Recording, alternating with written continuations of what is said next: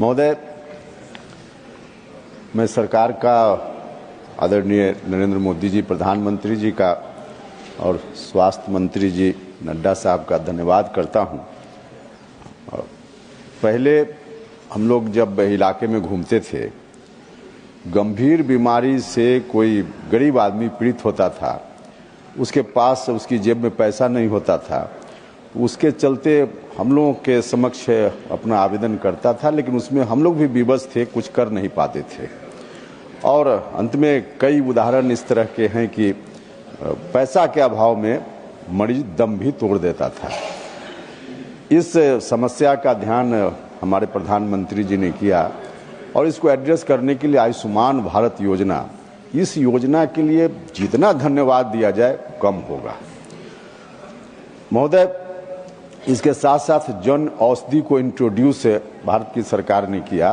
सस्ते दाम पे दवा मिलती है, तो गरीबों के लिए बहुत ही प्रगतिशील, बहुत ही अच्छा कदम है यह। इसके लिए मैं बार बार धन्यवाद करता हूँ।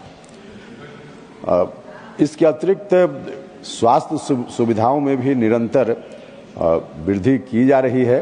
खासकर हमारे बिहार में एक एम्स पहले से था, दूसरा एम्स अभी शिलान्यास हुआ है और राज्य की सरकार भी भारत सरकार की मदद से वहाँ निरंतर स्वास्थ्य के क्षेत्र में बहुत कुछ काम कर रही है।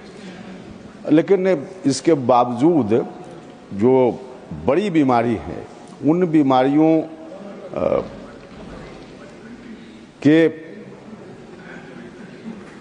मद्देनजर अगर हम बात करें तो जब बड़ी बीमारी से ग्रसित कोई व्यक्ति होता है, उनकी आवश्यकता और जितनी सरकार की सुविधा है, दोनों के बीच अभी भी गैप बना हुआ है बिहार में, जिसके चलते नतीजा होता है कि बिहार के रोगी बड़ी संख्या में दिल्ली आते हैं। दिल्ली एम्स में या बाकी जगह इलाज के लिए हम लोगों के यहाँ भी लोग आते रहते हैं। और विडंबना यह है कि एम्स जैसी, दिल्ली की एम्स जैसी बड़ी संस्था में भी वहाँ के डॉक्टर्स की मजबूरी होगी कि डॉक्टर को भी मालूम है कि यह जो पेशेंट है 2 महीना से ज़्यादा अगर ठीक से इलाज न हो तो सर्वाइव नहीं करेगा। सर्जरी की ज़रूरत होती है। अब उस सर्जरी के लिए भी 2 महीना में मर जाएगा, लेकिन उसको 1 साल के बाद का समय दिया जाता है, 1.5 साल के बाद का समय दिया जाता है। डॉक्टर को यह मालूम है, लेकिन उसकी व्यवस्था इतनी भीड़ होती है, आखिर डॉक्टर भी क्या करे। तो यह जो गैप है, अगर बिहार में इस तरह की सुविधा और हो जाती तो बिहार के रोगियों को यहाँ, खासकर गरीब लोगों को नहीं आना पड़ता। तो इसके लिए मैं सरकार से आग्रह करना चाहता हूँ कि 1 मिनट महोदय, थोड़ी सुविधा बिहार में और बढ़ाई जाए। जो एम्स वहाँ पटना में पहले से चल रहा है, उसमें अभी भी सभी डिपार्टमेंट्स नहीं हैं, अप टू द मार्क अभी भी नहीं है। इसलिए उसमें तमाम जो डिपार्टमेंट्स हैं उसको जल्दी से जल्दी शुरू किया जाए। साथ ही एक दूसरा एम्स दरभंगा में बनाने की शुरुआत हो गई है। पटना का एम्स बिहार के बिल्कुल केंद्र में है। दरभंगा का एम्स जो अभी शुरुआत बनने के लिए उसकी हुई है, वह बिल्कुल नेपाल के बॉर्डर पर है। इधर जो दक्षिण बिहार का पूरा हिस्सा है, जो झारखंड के बॉर्डर पर है, वहाँ इस तरह की कोई सुविधा नहीं है।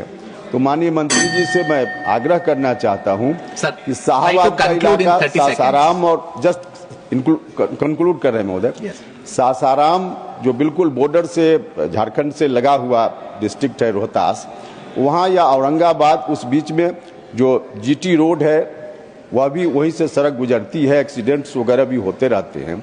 तो उसके आसपास एक और एम्स खोलने पर सरकार गंभीरतापूर्वक विचार करे। मैं सरकार से आग्रह करना चाहता हूँ। एक सुझाव अंत में देकर अपनी बात मैं समाप्त करूँगा। सरकारी सुविधा कम होने के कारण कई बार लोगों को प्राइवेट अस्पताल में जाना पड़ता है, और प्राइवेट अस्पताल की जो दुर्दशा है, कुछ अच्छे अस्पताल जरूर हैं, लेकिन अधिकांश प्राइवेट अस्पताल जो है वह लूट का अड्डा है महोदय, शोषण का अड्डा है। कई तो इस तरह के उदाहरण आए हैं कि वहाँ डेड बॉडी को रख करके और तब इलाज के नाम पर परिवार से पैसा वसूला जाता है। तो इस तरह की स्थिति में गरीब आदमी परेशान रहता है। हम आग्रह करेंगे माननीय मंत्री जी से कि प्राइवेट अस्पताल को रेगुलेट करने के लिए भी कोई ना कोई रेगुलेटरी बॉडी बनाने का काम सरकार को करना चाहिए, ताकि उन पर भी नियंत्रण हो और लोगों का इलाज ठीक से हो पाए। आपने समय दिया, बहुत बहुत धन्यवाद। Thank you.